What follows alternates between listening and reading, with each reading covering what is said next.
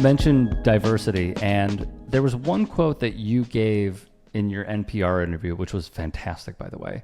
You said in your words that the producers, when you were doing SE6, this is with Michael Smith, quote, would just be kind of frustrated with us because they didn't get all the references. Now, this reminded me of when Denzel Washington once said, when discussing August Wilson's Fences, that it's not color, it's culture. Something that stands out to me is the references were hilarious and they felt funny. Like they just felt inclusive. They felt like, oh yeah, they're talking about Friday. I love Friday. Like I didn't think that much of it. So how difficult was it for you guys to navigate the space knowing this quote that you gave when you were looking back? You know, the great thing about Mike and I is that even though we were, different personalities and different in what we brought to the table, and brought in terms of the show, we were very like-minded and in lockstep about the core things. And one of the things that we decided early on is they will learn to like it. Mike used to say that all the time. And what he meant by that is we're not going to stop being us to please somebody else. Because to me, that is the fastest way that you wind up not being good on television is that when you become somebody else's version of who they think you're supposed to be. Mm. And we always had the attitude of, hey, we could take this TV shit or not. We could leave it. We could leave it right here. And but if we're gonna do this, we're gonna do it our way. And if we succeed, great. If we fail, yeah, we'll be sad about it, but at least we know that we did it in a way that was authentic and true to who we are. And we could live with whatever the fallout was from that. So if we do a bunch of Friday references and Love Jones references and whatever other cultural movies and nobody gets it and our ratings go massively in the toilet, we will take that L, but at least we like, hey, we did it. We did it the way we wanted to do it. So, but what we could not stomach is somebody else telling us like, hey, you should be more like this and that'll make you successful, us following it. And even if we became wildly successful doing that, we wouldn't have felt good about it because it wouldn't have been us. So yeah, we both had situations where there was a lack of cultural competency. And, certainly I think we felt like at times we were victims of some double standards because, an example I used to give all the time was, Scott Van Pelt, one of the most talented people to ever come through ESPN.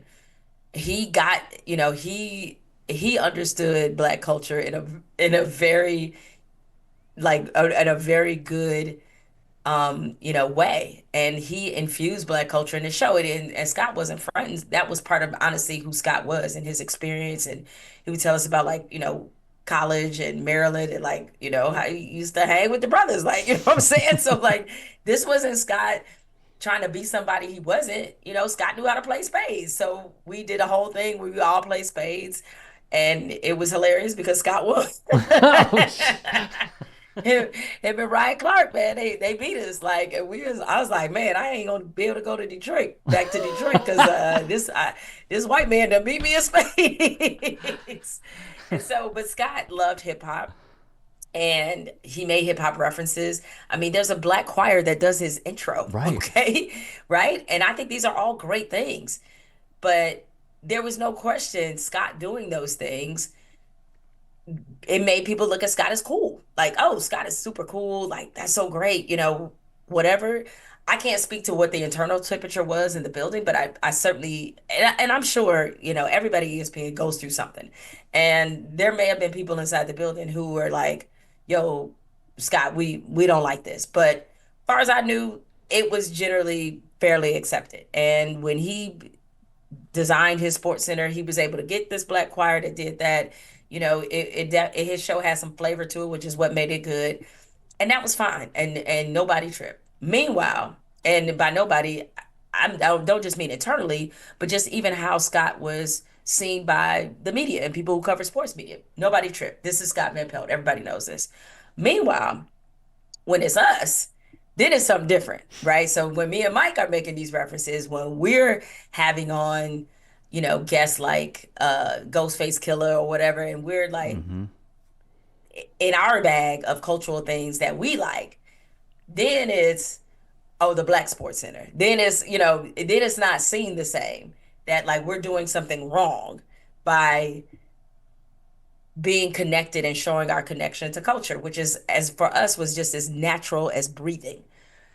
And that part of it was like, oh, that's an interesting double standard. It's like the Mm-hmm. black people talking about black shit and showing our love and affection for black culture is considered too ghetto, but like Scott can do it, and but he's hip. Mm-hmm. So I was like, okay, interesting. Um, so yeah, like that, that was just something early on that I recognized, like that sometimes it can be two sets of rules depending on who you are, what your leverage is, what your contract says, a lot of things.